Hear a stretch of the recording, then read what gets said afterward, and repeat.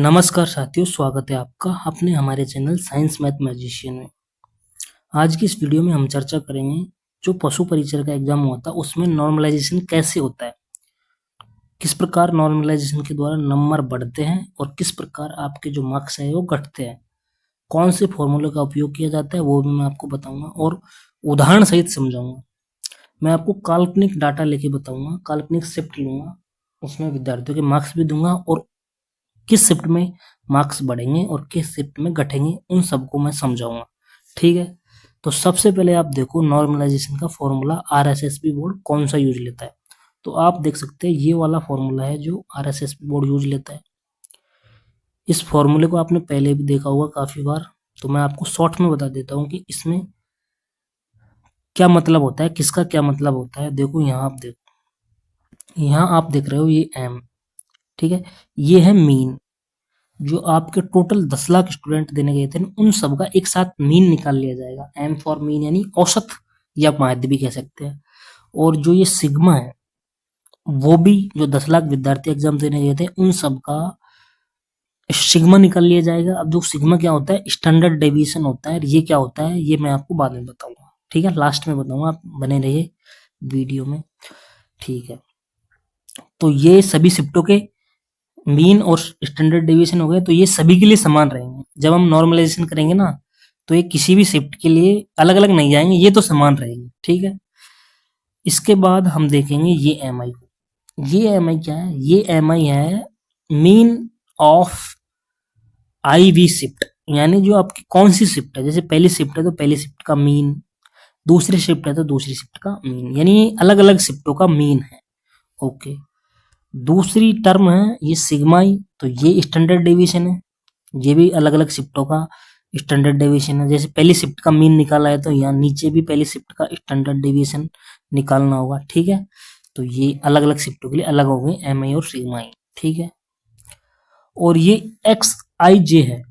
देखो ये एक्स आई जे है ना, ये है आईवी शिफ्ट का किसी पर्टिकुलर विशेष विद्यार्थी का रो स्कोर। जैसे पहली शिफ्ट में किसी का एग्जाम था तो पहली शिफ्ट के किसी विद्यार्थी का रो स्कोर है, तो उसने जैसे किसी ने 120 अंक प्राप्त किए तो यहाँ आपको 120 अंक लिखने हैं। ठीक है, तो ये हो गया आपका नॉर्मलाइजेशन फॉर्मूला। ठीक है, अब आप देखो उदाहरण की तरफ बढ़ो, मैं आपको उदाहरण देता हूँ।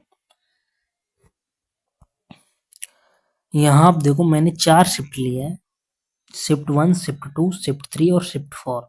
4 शिफ्ट लिए और प्रत्येक शिफ्ट में 6 स्टूडेंट लिए। आप देख सकते हैं 6 स्टूडेंट हैं यहाँ पर। ओके, और 6 स्टूडेंटों के मार्क्स भी लिख रखे हैं। देखो पहली शिफ्ट में मार्क्स आए हैं 120 आए हैं, 118 आए हैं, 120 आए हैं, 118 आए हैं, 122 आया है, 115 आया है, 119 आया है और 121 आया है। ये पहले शिफ्ट के स्टूडेंटों के मार्क्स हैं। उसी प्रकार मैंने आपको दूसरी और तीसरी चौथी के भी दे रखे हैं।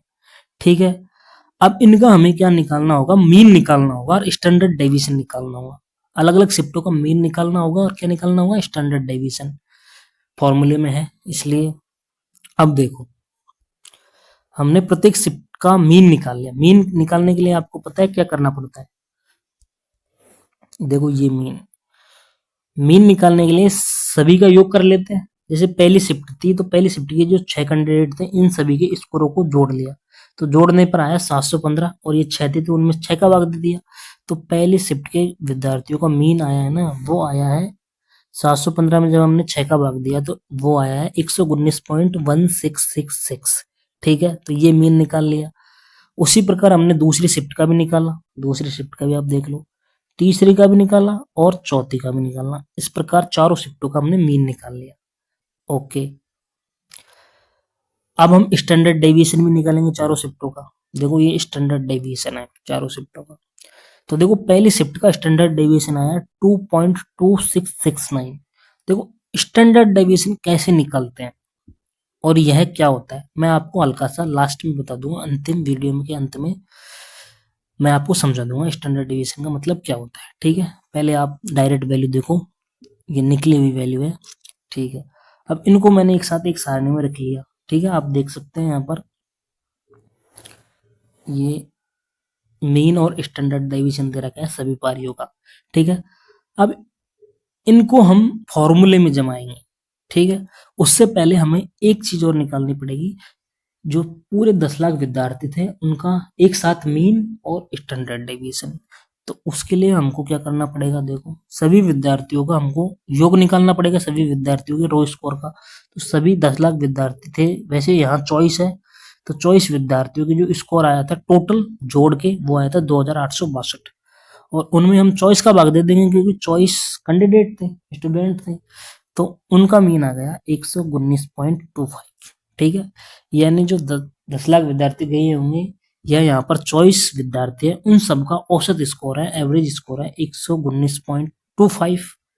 ठीक है, तो ये वैल्यू 119.25 और ये सिग्मा, ये स्टैंडर्ड डेविएशन है सभी का 4.9095। तो ये दोनों वैल्यू, ये सिग्मा की वैल्यू, सॉरी ये सिग्मा की वैल्यू और ये मीन की वैल्यू, ये सभी शिफ्टों के लिए समान रहेगी। ओके, तो इनको हम सभी शिफ्टों के लिए समान रखेंगे। ठीक है, तो देखो सबसे पहले फर्स्ट शिफ्ट की बात करते हैं, shift number first. Okay, first shift की बात करते हैं।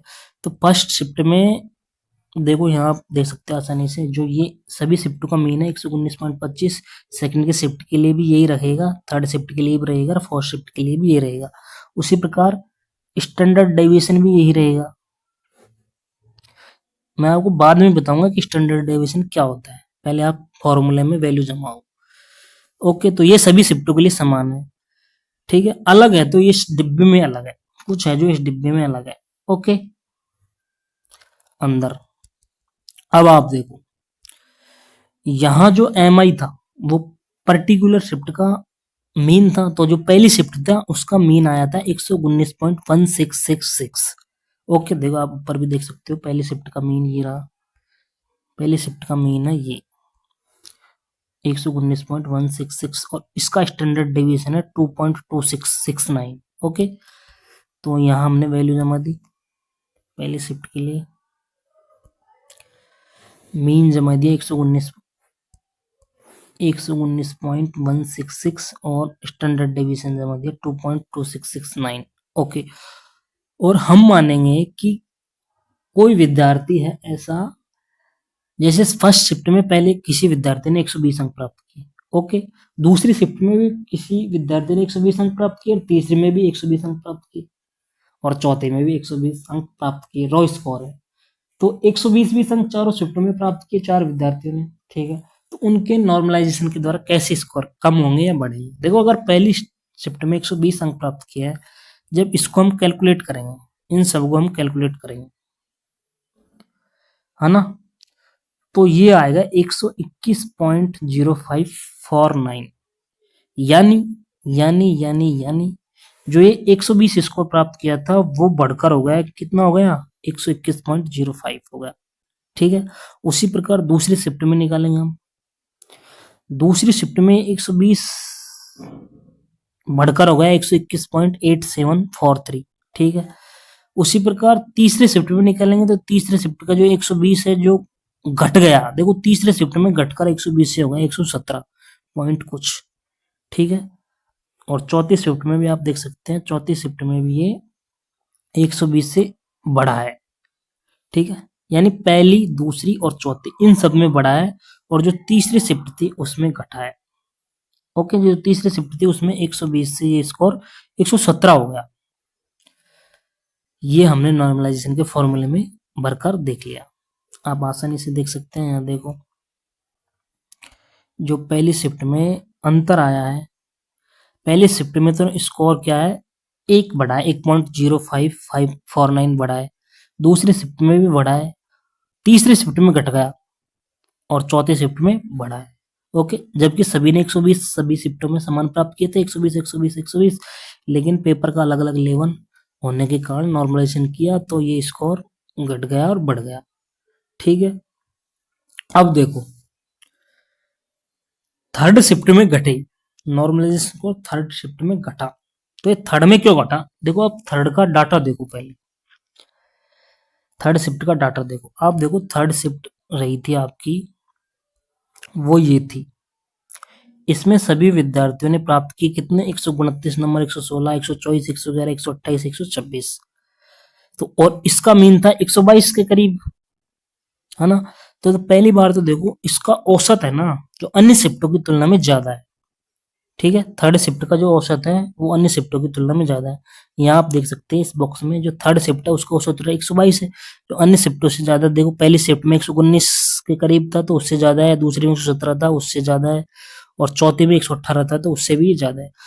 तो जो तीसरी शिफ्ट था उनका मीन ज्यादा था एक तो, यानी हर एक विद्यार्थी के ज्यादा स्कोर आया है।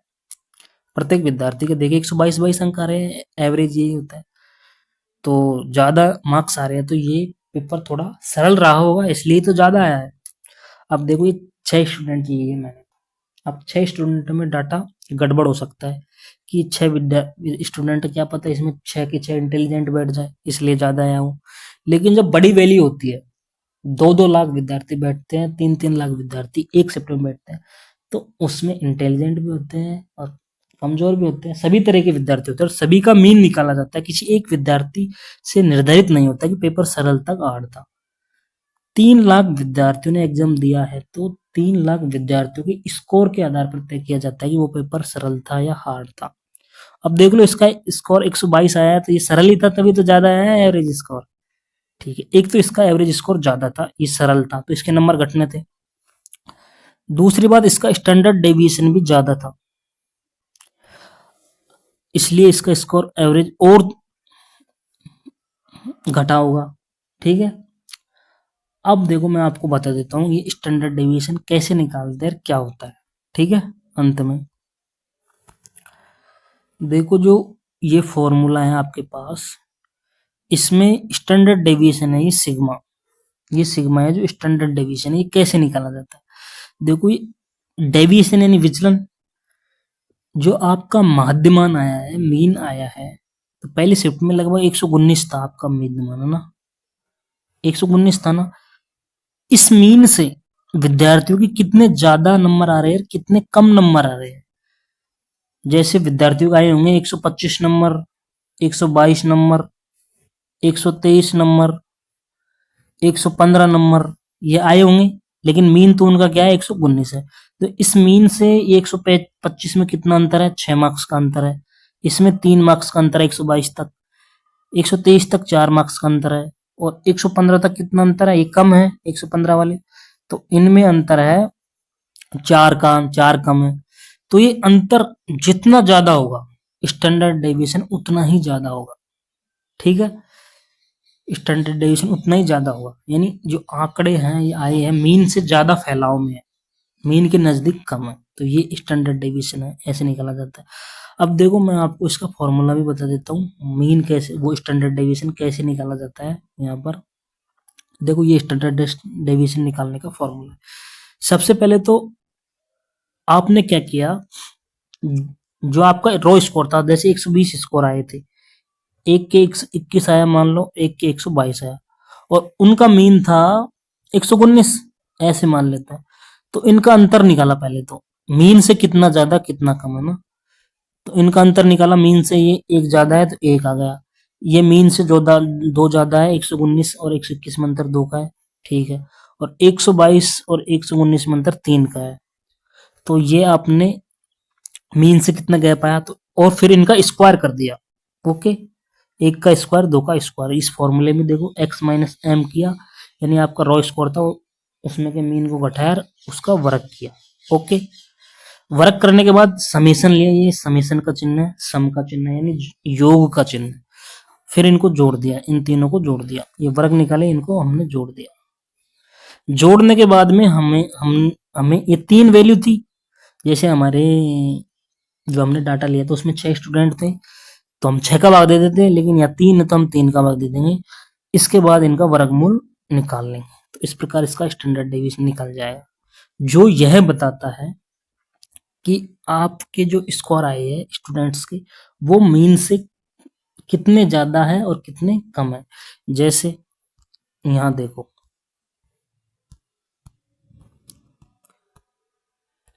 यहाँ देखो चारों शिफ्टों के स्टैंडर्ड डेविएशन दे रखे ये।